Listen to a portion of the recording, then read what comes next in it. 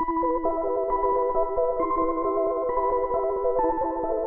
محض اتفاق نہیں کہ قرآن مجید کی سورۃ النحل کا مطلب شہد کی مکھی ہے اور اس سورت کا نمبر بھی 16 ہے۔ اس کی جس آیت میں شہد کی مکھی کے متعلق ذکر کیا گیا ہے اس کے کل الفاظ بھی 16 ہیں، جبکہ سائنسدانوں کی تحقیق کے مطابق مادہ مکھی کے کروموسومز کے 16 جوڑے ہوتے ہیں، جبکہ نر مکھی کے کروموسومز کی کل تعداد صرف 16 ہے۔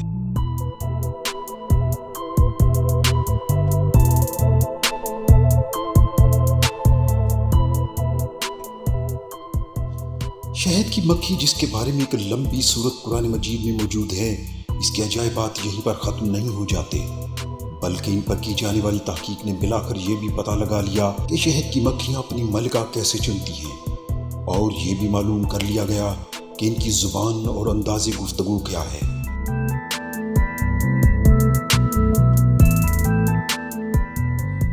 شہد کی مکھیوں کے انڈوں کو خصوصی طور پر بنائے گئے خانوں میں رکھا جاتا ہے۔ جب ان انڈوں سے بچے نکلتے ہیں تو ان میں سے کسی ایک کو منتخب کیا جاتا ہے اور اس بچے کو شاہی جیلی جو ایک خاص قسم کا شہد ہوتا ہے کھلا کر بڑا کیا جاتا ہے۔ جب یہ مکھی اپنی نشست سنبھالنے کے لیے تیار ہو جاتی ہے تو یہ ایک خاص انداز میں بنبنا کر اعلان کرتی ہے۔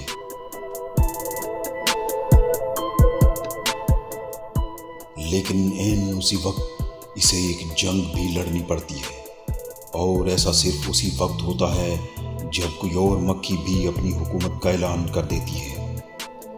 اس صورت میں دونوں مکھیاں تب تک لڑتی ہیں جب تک ان میں سے کوئی ایک مکھی مر نہیں جاتی۔ نوٹنگہم ٹرینٹ یونیورسٹی کے پروفیسر ڈاکٹر مارٹن بینسک نے شہد کی مکھیوں کی بنبناہٹ کو غیر معمولی قرار دیتے ہوئے بیان کیا کہ جب ایک ملکہ مکھی انڈوں سے نکل آتی ہے تو وہ باقی مکھیوں کو اپنی خاص بنبناہٹ کے ذریعے حکم دیتی ہے کہ وہ بھی اپنی بنبناہٹ مسلسل جاری رکھیں تاکہ چھتے کے سیلز میں موجود کسی اور ملکہ مکھی کی ممکنہ بنبناہٹ نہ سنی جا سکے اور کوئی بھی دوسری ملکہ مکھی پیدا نہ ہو سکے۔ ملکہ مکھی اپنی یہ بنبناہٹ ہمیشہ پیدا کرتی رہتی ہے تاکہ تمام کارکن مکھیوں کو ملکہ کی موجودگی کا علم ہوتا رہے۔ جب کبھی یہ بنبناہٹ بند ہو جاتی ہے تو یہ اس بات کا اعلان ہوتا ہے کہ ملکہ مکھی باقی مکھیوں کے ساتھ کسی اور جگہ چھتا بنانے کے لیے نکل کھڑی ہوئی ہے۔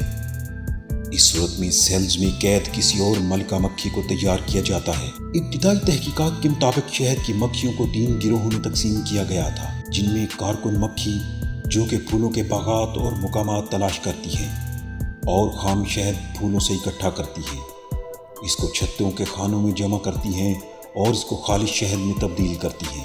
دوسرے نمبر پر نکھٹو مکھی۔ یہ مکھی کوئی بھی کام نہیں کرتی، اس کا کام صرف انڈے دینا ہے اور نئی مکھیاں پیدا کرنا ہے۔ اسی کے انڈوں سے ملکہ مکھی پیدا ہوتی ہے۔ تیسرے نمبر پر محافظ مکھی۔ یہ وہ قسم ہے جو کسی بھی بیرونی حملہ آور مکھی سے چھتے اور شہد کا دفاع کرتی ہے اور انہی کا کام ڈنگ مارنا ہوتا ہے۔ اگر یہ لڑتے لڑتے مر جائیں تو پھر تمام مکھیوں کو چھتا چھوڑ کر بھاگنا پڑتا ہے۔ اس ضمن میں ماہرین کا کہنا ہے کہ اگر آپ شہد کی زیادہ مقدار چاہتے ہیں تو کبھی بھی چھتے کے معاملات میں مداخلت مت کریں۔ چھتے کو دھوئیں اور گندگی سے پاک ماحول دیں، کیونکہ شہد کی مکھیاں دھوئیں اور گندگی سے بھاگ جاتی ہیں اور ملکہ زیادہ دیر تک ٹک نہیں پاتی۔ دوستو، رسول اکرم صلی اللہ علیہ وآلہ وسلم کا فرمان عالی شان ہے کہ جو شخص صبح اٹھ کر 3 چمچ شہد چاٹ لیا کرے، کوئی بیماری اس کے نزدیک نہیں آ سکتی۔ امید ہے آپ کو یہ ویڈیو پسند آئی ہوگی۔ اسی کے ساتھ ہمیں اجازت دیجیے، اگلی دفعہ ایک نئی ویڈیو کے ساتھ حاضر خدمت ہوں گے۔ چینل سبسکرائب کیجیے اور بیل آئیکن کو پریس کرنا مت بھولیے۔ اللہ ہمارا حامی و ناصر ہو۔ پاکستان زندہ باد۔